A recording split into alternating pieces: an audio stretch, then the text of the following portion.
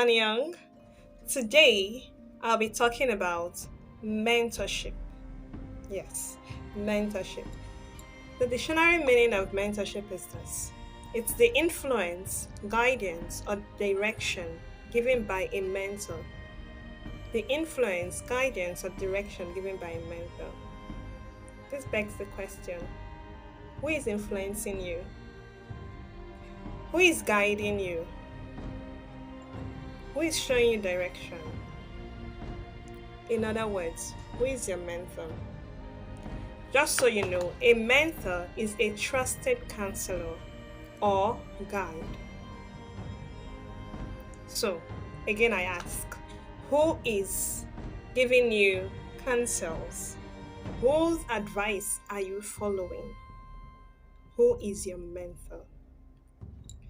Now, before we talk about or answer who your mentor is, that is, if you have a mentor, or talk about who could be your mentor, why do we need mentoring in the first place? Why the need for mentorship? So, one of the things I do is teach. I teach in a primary school, and recently we had our open day where the parents come to find out how their children are doing in school. So, some parents came and I had conversations with them, and during the course of my conversation I got an answer to a burning question I had this set of kids in my class that are not really interested in learning. Despite our efforts to make them become better in their academics, it's almost like little to no improvement. So from my conversation with the parents, I found out that these kids were this way because they had no zeal, they had no motivation, they had no reason why they should take their studies seriously. This leads to this made me realize that they were lacking mentorship. The kids were lacking mentorship in their lives as individuals. So that's actually birthed this talk or this video I am making. So, now, why the need for mentorship? Aside from my kids, why do we as individuals need mentorship? I love to quote the Bible, and the Bible in the book of Genesis says that God said, "It is not good for man to be alone." Moving forward in the book of Ecclesiastes, it says that two are better than one. If two are walking and one falls, the other will lift the falling up. Who is your mentor? Who is lifting you up when you are down? The popular saying is, a problem shared is a problem half solved. Who are you sharing your problems with? Who is helping you solve them? Okay, so the need for mentorship. We need mentors because we can't do everything on our own. There is no superhuman anywhere. Even Superman has his own weakness, the kryptonite. So we all have our strengths and we all have our weaknesses. That's the beautiful, unique way that God has created us. I see our strengths as our unique colors that God has given us to use, paint the canvas of the world to make it a better place for us all to live in. Now, knowing that my strength could be your weakness and your weakness could be my strength, when we come together to work, we are pulling in our strengths, hence making our world a better place for all to live. Now that we found the need for mentorship, the next question is, who can be our mentor? As a kid, when I say as a kid, I mean when I was 6, 7, 8 years, 9 years old, even 10 years old. When I had been asked then who my mentor was, I would just look like I couldn't pick anybody. I know it is popular for people to mention the names of celebrities, the names of great men and women in our society that have done great impacts to the society that they want to be like. I couldn't give any name, Why? I am I used to be anti perfection. Like my Western zodiac says I am Virgo, and Virgorians are known to be perfectionists. So for me, I couldn't find any human being that had no flaw that would want to make my mentor.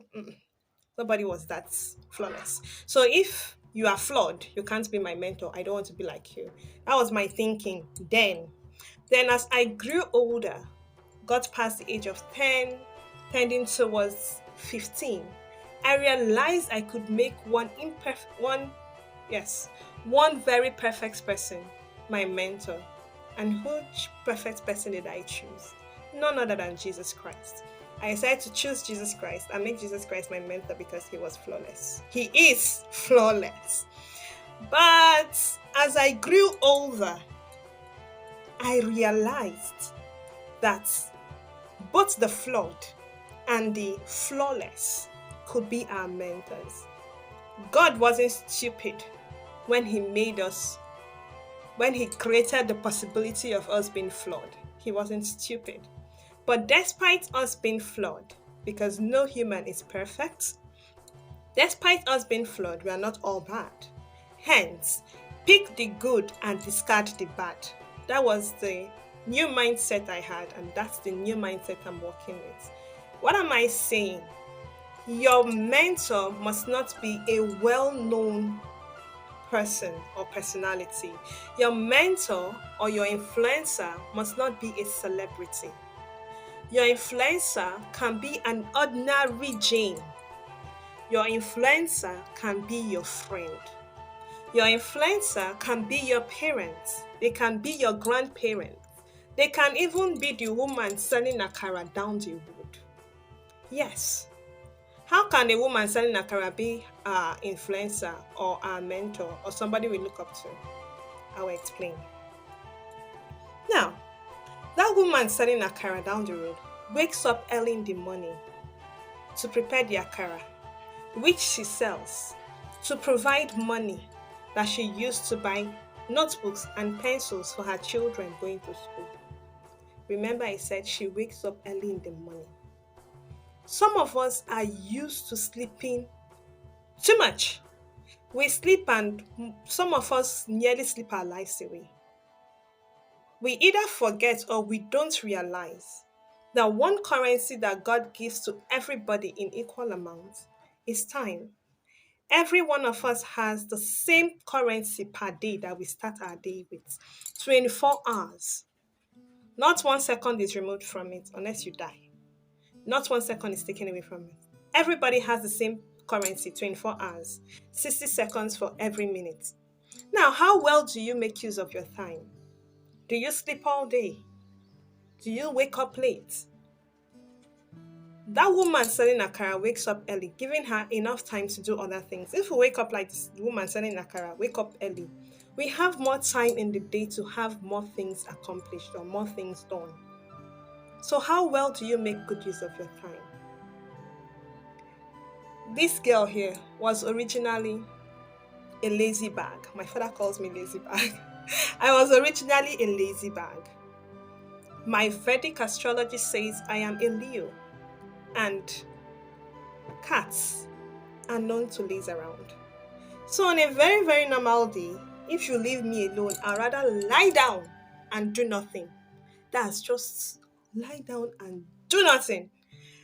But thanks to the kind of mother I had, she was this woman that kept on drumming in my head.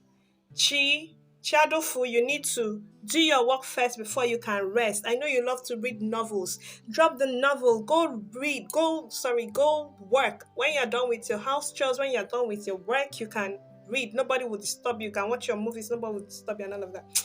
Then I used to have serious fights with my mom.